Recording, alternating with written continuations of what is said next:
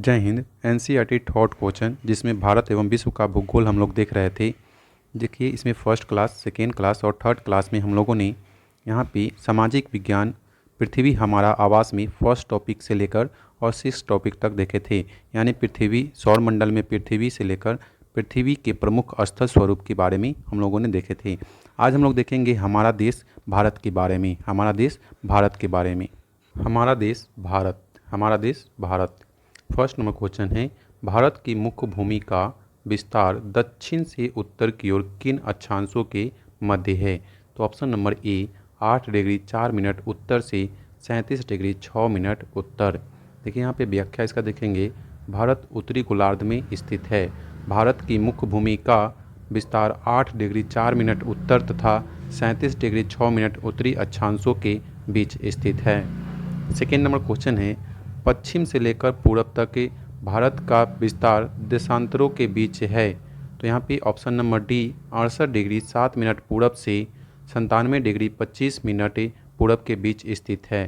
देखिए यहाँ पे मैप के माध्यम से आप यहाँ पे देखते हैं तो मैप में देखिए यहाँ पे ये उत्तर दिशा हो जाएगा और ये देखिए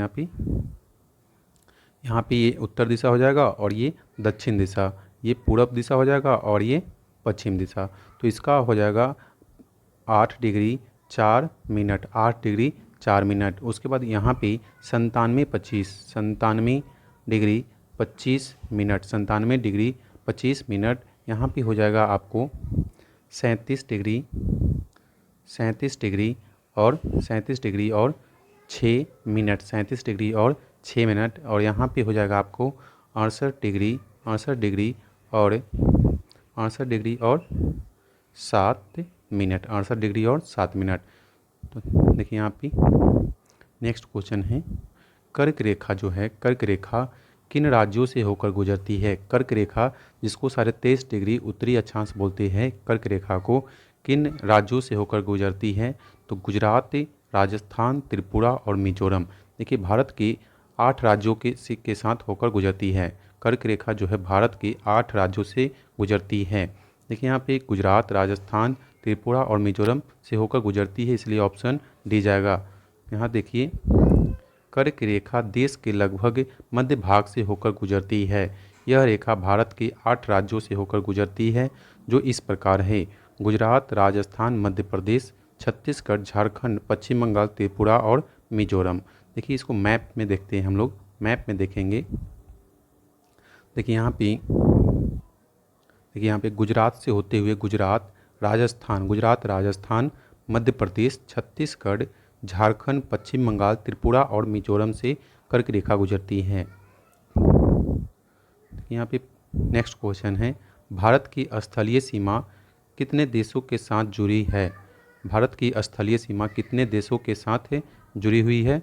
तो 7 देशों के साथ है। देखिए यहाँ पे भारत देश की स्थलीय सीमा 7 देशों के साथ जुड़ी हुई है। ये देश है चीन, नेपाल, भूटान, म्यांमार, पाकिस्तान, बांग्लादेश और अफ़गानिस्तान। वर्तमान समय में अफ़गानिस्तान की सीमा 106 किलोमीटर है, लेकिन 106 किलोमीटर भारत के साथ अभी वर्तमान समय में संलग्न नहीं है, क्योंकि पीओके जो है उसका हिस्सा जो है वो पाकिस्तान के कब्जे वाले इलाके में है। इसलिए 106 किलोमीटर जो है वो वर्तमान में अफ़गानिस्तान के साथ सीमा भारत का नहीं लगता है। नेक्स्ट है, निम्नलिखित में से भारत की सबसे लंबी स्थलीय सीमा किस देश के साथ लगती है? निम्नलिखित में से भारत की सबसे लंबी स्थलीय सीमा किस देश के साथ लगती है? बांग्लादेश के साथ लगती है। कितना लगती है? 40-96 किलोमीटर, 40-96 किलोमीटर लगती है। देखिए भारत की सबसे लंबी स्थलीय सीमा बांग्लादेश के साथ लगती है। नेक्स्ट यहाँ पे क्वेश्चन देखेंगे, निम्नलिखित में से भारत के कौन से राज्य 3 तरफ से अंतर्राष्ट्रीय सीमाओं से घिरे हैं? निम्नलिखित में से भारत के कौन से राज्य 3 तरफ से अंतर्राष्ट्रीय सीमाओं से घिरे हैं? तो 1 नंबर में देखेंगे सिक्किम और त्रिपुरा, सिक्किम और त्रिपुरा, यानी 3 और 4 सी नंबर ऑप्शन यहाँ पे सही जाएगा। देखिए यहाँ पे व्याख्या देखेंगे, सिक्किम एवं त्रिपुरा 3 तरफ से दूसरे देशों के साथ अपनी सीमा साझा करते हैं। सिक्किम नेपाल, भूटान एवं चीन से 3 तरफ से घिरा है, जबकि त्रिपुरा जो है बांग्लादेश से 3 तरफ घिरा हुआ है। नेक्स्ट है, भारत के कितने राज्य कम से कम 2 देशों के साथ अपनी सीमा साझा करते हैं? भारत के कितने राज्य कम से कम 2 देशों के साथ अपनी सीमा साझा करते हैं? तो 7 ऐसे राज्य हैं और केंद्र शासित प्रदेश को मिलाकर 7 ऐसे राज्य हैं जो कि बांग्लादेश के साथ सीमा साझा करते हैं। देखिए यहाँ पे जम्मू कश्मीर को तो वर्तमान में हम लोग छोड़ देंगे, क्योंकि जम्मू कश्मीर की जगह पर लद्दाख को काउंट करना होगा, क्योंकि लद्दाख पाकिस्तान, चीन और अफगानिस्तान के साथ सीमा बनाएगी। उसके बाद उत्तराखंड नेपाल और चीन के साथ है, सिक्किम नेपाल, भूटान और चीन के साथ है। अरुणाचल प्रदेश को देखेंगे तो चीन, भूटान और म्यांमार के साथ है। असम को देखेंगे तो भूटान और बांग्लादेश के साथ है। पश्चिम बंगाल को देखेंगे तो बांग्लादेश, भूटान और नेपाल के साथ है। मिजोरम को देखेंगे तो बांग्लादेश और म्यांमार के साथ। देखिए यहाँ पे नेक्स्ट क्वेश्चन है, विंध्य एवं सतपुड़ा पर्वत श्रेणी के बीच कौन सी नदी बहती है? विंध्य एवं सतपुड़ा पर्वत श्रेणी के बीच कौन सी नदी बहती है? तो नर्मदा नदी बहती है। देखिए यहाँ पे नर्मदा नदी के उत्तर में विंध्य पर्वत श्रेणी है। नर्मदा नदी के उत्तर में विंध्य पर्वत श्रेणी है तथा दक्षिण में सतपुड़ा पर्वत श्रेणी है। अर्थात नर्मदा नदी विंध्य और सतपुड़ा पर्वत श्रेणी के बीच बहती है। नेक्स्ट क्वेश्चन है, तापी नदी के संदर्भ में निम्नलिखित में से कौन सा कथन सत्य है? तापी नदी के संदर्भ में निम्नलिखित में से कौन सा कथन सत्य है? देखिए यहाँ पे फर्स्ट कथन है, तापी नदी सतपुड़ा पर्वत श्रेणी के दक्षिण में बहती है, तो ये सही है। नेक्स्ट है, तापी नदी भारतीय प्रायद्वीप का एकमात्र नदी है जो पूर्व से पश्चिम की ओर बहती है। ये गलत है, क्योंकि अभी हम लोग वर्तमान में देखे थे, अभी नर्मदा नदी जो है वो पश्चिम की ओर बहने वाली नदी है। नेक्स्ट है, तापी नदी जो है, तापी नदी उत्तर में अजंता और सतमाला पर्वत में अवस्थित है। तापी नदी के उत्तर में अजंता और सतमाला पर्वत अवस्थित है, जो कि गलत है। देखिए यहाँ पे केवल एक सही है, तो केवल एक ए नंबर ऑप्शन जाएगा। केवल एक सत्य है, 2 और 3 और असत्य हैं। देखिए यहाँ पे तापी नदी के अलावा नर्मदा भी पूरब से पश्चिम दिशा में बहती हुई खंभात की खाड़ी में गिरती है तथा अजंता एवं सतमाला पर्वत तापी नदी के दक्षिण में अवस्थित है। सतमाला पर्वत जो है वो तापी नदी के दक्षिण में अवस्थित है। नेक्स्ट क्वेश्चन है, हिमालय पर्वत को 3 मुख्य समानांतर श्रृंखलाओं में बांटा जाता है। हिमालय पर्वत को 3 मुख्य समानांतर श्रृंखलाओं में बांटा जाता है। उत्तर से दक्षिण की ओर उनका सही क्रम है। उत्तर से दक्षिण की ओर उनका सही क्रम है बृहद हिमालय, मध्य हिमालय और शिवालिक। बृहद हिमालय, मध्य हिमालिक और शिवालिक। देखिए यहाँ पे व्याख्या देखेंगे, उत्तर में बर्फ से ढका हिमालय हमारे देश के लिए एक संतरी यानी प्रहरी का कार्य करता है। हिम प्लस आलय का मतलब होता है बर्फ का घर। देखिए हिमालय पर्वत को 3 मुख्य समानांतर श्रृंखलाओं में बांटा जाता है। सबसे उत्तर में स्थित श्रृंखलाओं को बृहद हिमालय या हिमाद्री कहते हैं।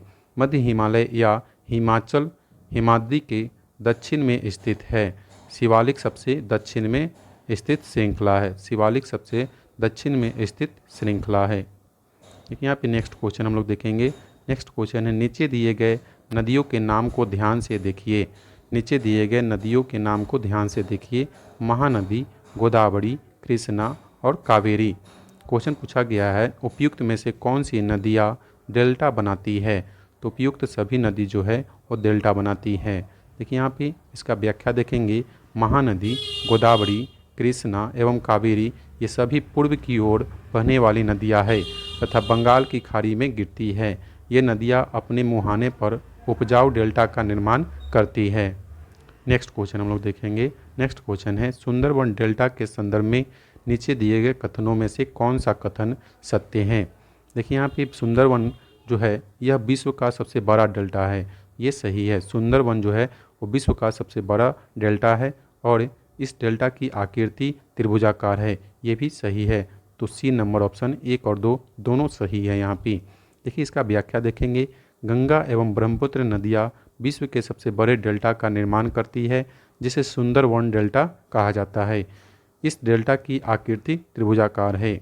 डेल्टा स्थल का वह भाग होता है जो नदी के मुहाने पर बनता है।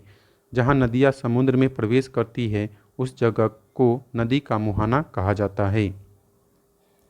नेक्स्ट है, भारत का कौन सा द्वीप प्रवाल द्वीप है? भारत का कौन सा द्वीप जो है वो प्रवाल द्वीप है? तो लक्षद्वीप जो है भारत का प्रवाल द्वीप है। देखिए भारत में 2 द्वीप समूह हैं, अंडमान निकोबार और लक्षद्वीप। लक्षद्वीप समूह अरब सागर में स्थित है। ये केरल के तट से कुछ दूर स्थित प्रवाल द्वीप है। अंडमान एवं निकोबार द्वीप समूह भारत के दक्षिण पूर्व दिशा में बंगाल की खाड़ी में स्थित है। तो आज का क्लास हम लोग यहीं पे एंड करते हैं। नेक्स्ट क्लास में हम लोग देखेंगे भारत में जलवायु, वनस्पति तथा वन्य प्राणी। जय हिंद दोस्तों।